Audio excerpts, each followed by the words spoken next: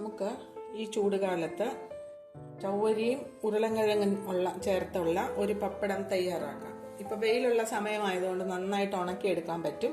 അങ്ങനെ നമ്മൾ ചെയ്ത് തയ്യാറാക്കി വെച്ച് കഴിഞ്ഞു കഴിഞ്ഞാൽ മഴയുള്ള സമയത്ത് നമുക്കൊന്ന് വറുത്ത് കഴിക്കണമെങ്കിൽ നമുക്ക് കഴിക്കാൻ പറ്റും. വെളിയിൽ നിന്ന് വാങ്ങിക്കുകയും വേണ്ട, വീട്ടിലുള്ളത് തന്നെ നമുക്ക് കഴിക്കാൻ പറ്റും. അതിനായിട്ട് ഞാനിവിടെ 1/4 കിലോ ചവ്വരിയാണ് എടുത്തിരിക്കുന്നത്. 2 ഉരുളക്കിഴങ്ങ് എടുത്തിട്ടുണ്ട്. പിന്നീട് വേണ്ടത് ക്രഷ്ഡ് ചില്ലിയാണ്. അത് കുറച്ച് മതി. അത് എരിവ് വേണമെങ്കിൽ മാത്രം ചേർത്താൽ മതി, ഇല്ലെങ്കിൽ ചേർക്കണ്ട. പിന്നെ ഉപ്പ്, സ്വല്പം മല്ലിയില, ഇത്രയുമാണ് വേണ്ടത്. നമുക്കിനി ഉരുളക്കിഴങ്ങ് ചീകിയെടുക്കാം. നമുക്ക് ഉരുളക്കിഴങ്ങ് ചീകിയെടുക്കാം.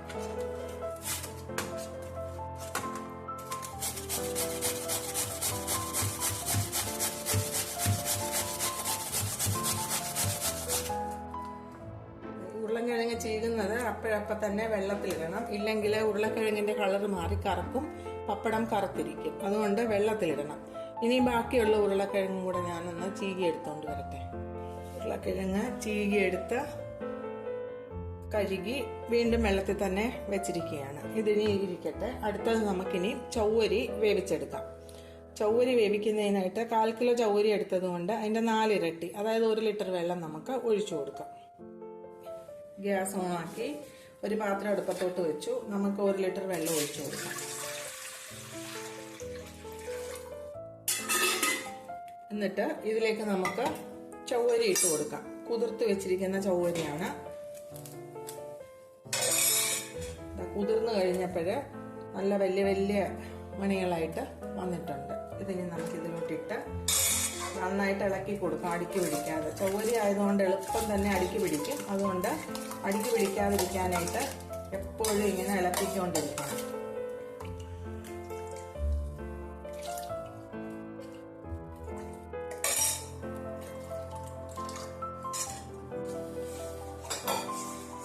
ഏകദേശം ഒരു 50% വേകുന്നത് വരെ നമുക്ക് വേവിച്ചെടുക്കാം. അതിനുശേഷം നമുക്ക് ഈ ഉരുളക്കിഴങ്ങ് ചീകി വെച്ചിരിക്കുന്നത് ചേർത്ത് കൊടുക്കാം.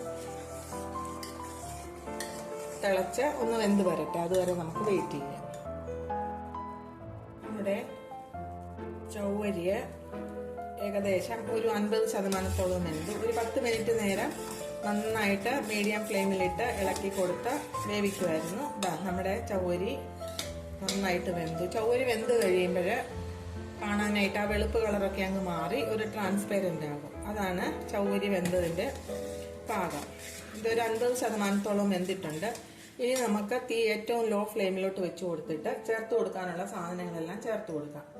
ആദ്യമേ നമുക്ക് ഉപ്പ് ചേർത്ത് കൊടുക്കാം. ഈ ഉരുളക്കിഴങ്ങിനും ചവ്വരിക്കും വേണ്ടത്, പക്ഷെ കൂടുതൽ ചേർക്കരുത്. ഈ അളവ് കണ്ടിട്ട് നമ്മൾ ഉപ്പ് ചേർത്ത് കഴിഞ്ഞാൽ വെള്ളമെല്ലാം വലിഞ്ഞ് ഉണങ്ങി കഴിയുമ്പോൾ ഉപ്പ് കൂടുതലായിരിക്കും നമ്മുടെ പപ്പടത്തിന്. അതുകൊണ്ട് കുറച്ച് ഉപ്പ് ചേർത്താൽ മതി. ഇതിനൊരു 1/2 സ്പൂൺ ഉപ്പാണ് ഞാൻ ചേർക്കുന്നത്. പിന്നെ നമുക്ക് ചേർക്കേണ്ടത് റെഡ് ചില്ലിയാണ്, ക്രഷ്ഡ് റെഡ് ചില്ലി. അത് നമുക്ക് എരിവിനനുസരിച്ചിട്ട് കുറച്ച് ചേർത്ത് കൊടുക്കാം. കുട്ടികൾക്കൊക്കെ കൊടുക്കണമെന്നുണ്ടെങ്കിൽ കുറച്ച് ചേർത്താൽ മതി. ഇനി ചുവന്നമുളക് ചേർക്കാൻ താല്പര്യമില്ലാത്തവർക്ക് പച്ചമുളകാണെങ്കിൽ ചതച്ച് ചേർക്കാൻ പറ്റും. ഇനി ഇതിലേക്ക് നമുക്ക് ചീകി കഴുകി ഊറ്റി വെച്ചിരിക്കുന്ന ഉരുളക്കിഴങ്ങ് ഇട്ട് കൊടുക്കാം. ഊറ്റി വെച്ചിരിക്കുന്ന ഉരുളക്കിഴങ്ങ് നമുക്ക് അങ്ങോട്ട് ഇട്ട് കൊടുക്കാം. ഈ ഉരുളക്കിഴങ്ങും ചവ്വരിയും കൂടെ ചേർത്ത് നമ്മൾ ഇങ്ങനെ പപ്പടം ഉണ്ടാക്കുമ്പോൾ ഉരുളക്കിഴങ്ങിന്റെ ടേസ്റ്റും കിട്ടും, ചവ്വരിയുടെ ടേസ്റ്റും കിട്ടും. ചവ്വരി തന്നെ ആണെങ്കിലും നമുക്ക് പപ്പടം ഉണ്ടാക്കാൻ പറ്റും. ഇനി ഈ ഉരുളക്കിഴങ്ങ് വേവുന്നത് വരെ നമുക്കൊന്ന് ഇളക്കി കൊടുക്കാം. അപ്പോഴത്തേക്ക് ഇത് പാകമാകും. ഇതിന്റെ വെള്ളമൊക്കെ ഒന്നുകൂടെ ഒന്ന് കുറുകും. തണുത്ത് കഴിയുമ്പോഴേ കുറച്ചുകൂടെ കുറുകും.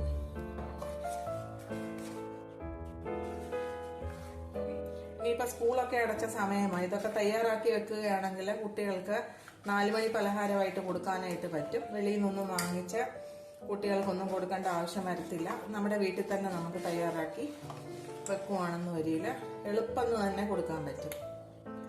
ഇനി ഇത് ഉരുളക്കിഴങ്ങൊന്ന് വെന്ത് വരട്ടെ, നമുക്ക് വെയിറ്റ് ചെയ്യാം. ഒരു മീഡിയം ഫ്ലെയിമിൽ ഇട്ട് നമ്മൾ ഒരു ഉരുളക്കിഴങ്ങിട്ട് ഒരു മീഡിയം ഫ്ലെയിമിൽ 5-6 മിനിറ്റ് നേരമായി നമ്മളിത് വേവിച്ചുകൊണ്ടിരിക്കുകയാണ്. ഉരുളക്കിഴങ്ങൊക്കെ വെന്തു. ഇനി നമുക്ക് ഗ്യാസ് അങ്ങ് ഓഫ് ചെയ്യാം. അതിൻ്റെ പാകം ഇതാണേ. ഇനി ഇത് തണുത്ത് കഴിയുമ്പോൾ ഒന്നുകൂടെ കുറുകും. ചൗവരിയാണല്ലോ, ഉരുളക്കിഴങ്ങുമാണല്ലോ, അതുകൊണ്ട് ഒന്നുകൂടെ കുറുകും. നമുക്ക് ഗ്യാസ് അങ്ങ് ഓഫ് ചെയ്യാം. ഗ്യാസ് ഓഫ് ചെയ്തിട്ട് നമുക്ക് കുറച്ച് മല്ലിയില അരിഞ്ഞു വെച്ചിരിക്കുന്നത് ഇതിലോട്ട് ഇട്ട് കൊടുക്കാം. അപ്പം ഇതിൻ്റെ എല്ലാം കൂടെ ഒരു ടേസ്റ്റ് വന്നു കഴിയുമ്പോൾ ഒരു നല്ല സ്വാദായിരിക്കും. ഇനി ഇതിലേക്ക് നമുക്ക് കുറച്ച് ജീരകം ചേർത്ത് കൊടുക്കാം. കുറച്ച് മതി, 1 സ്പൂൺ ജീരകം ചേർത്ത് കൊടുക്കാം. വറക്കുമ്പോൾ ഇതെല്ലാം കൂടെ ചേർന്ന് വറുത്ത് വരുമ്പോൾ നല്ല ടേസ്റ്റ് ആയിരിക്കും. ഇനി ഇത് ഒന്ന് ചൂടാറുന്നതിനായിട്ട് ഒരു ചെറിയ ചൂടിൽ നമുക്ക് നിരത്തി കൊടുക്കാം. അതിനായിട്ട് നമുക്ക് ആറുന്നതിന് വേണ്ടിയിട്ട് വെയിറ്റ് ചെയ്യാം.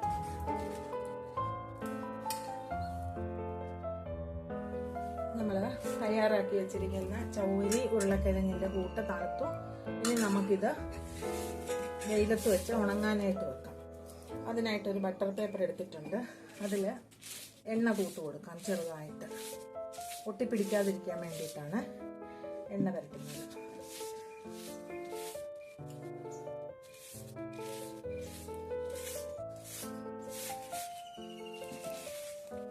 ഇതിൽ എണ്ണ പുരട്ടി ഇനി ഇത് നമുക്ക് കുറേശ്ശെ പപ്പടത്തിൻ്റെ ഷേപ്പിൽ ഒഴിച്ചു കൊടുക്കാം.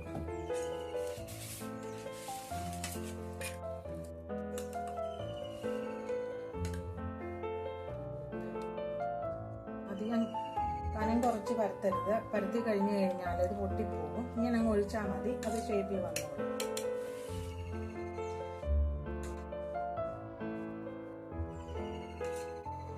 കുറേശ്ശെ ഒഴിച്ചു കൊടുക്കുമ്പോൾ തന്നെത്താനെ അതങ്ങ് പരത്തും.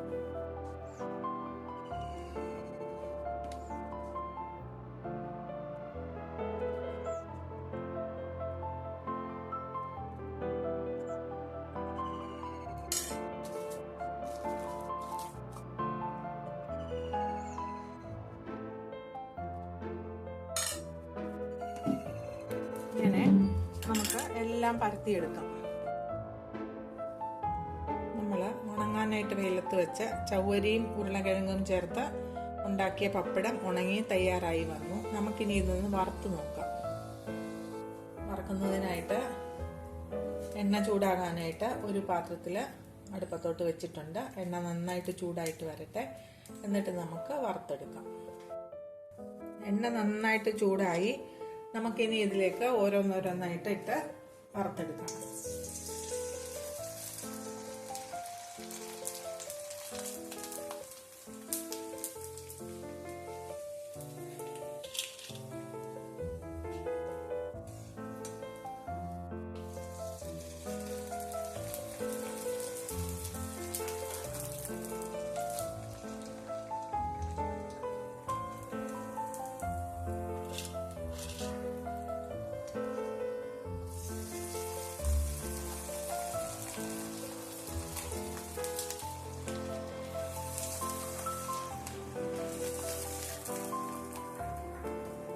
ഇങ്ങനെയൊക്കെ കുറച്ച് ചൂടുകാലത്ത് ഉണ്ടാക്കി വെക്കുകയാണെങ്കിൽ മഴക്കാലം വരുമ്പോഴും അല്ലെങ്കിൽ കുട്ടികൾക്ക് കൊടുക്കാനും ഒക്കെ നല്ലതായിരിക്കും. അവർ സ്കൂളിൽ നിന്ന് വരുമ്പോഴത്തേക്ക് ഇതെല്ലാം 3-4 നിറച്ച് കൊടുത്തു കഴിഞ്ഞ് കഴിഞ്ഞാൽ അവർക്ക് ഇഷ്ടമാവുകയും ചെയ്യും.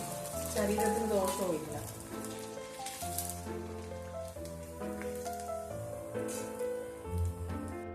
കുറച്ച് പപ്പടമേ വറുത്തുള്ളൂ. നമുക്കിപ്പോൾ ആവശ്യത്തിനുള്ളത് വറുത്താൽ മതിയല്ലോ. എന്താ വളരെ ക്രിസ്പി ആയിട്ടുള്ളതാണ്. ഒന്ന് പൊട്ടിച്ച് കാണിക്കാം.